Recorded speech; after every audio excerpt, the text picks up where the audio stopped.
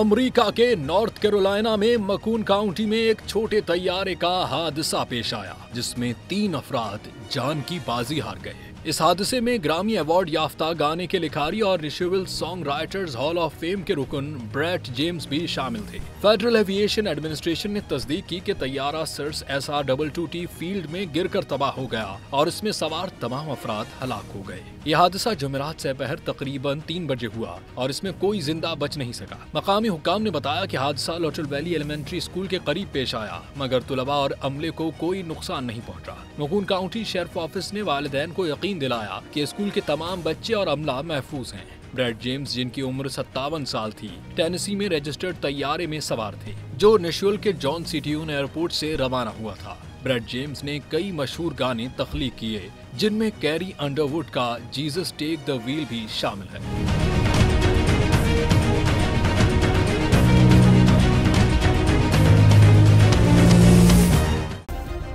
Subscribe करें और bell दबाएं ताकि कोई खबर रह न जाए।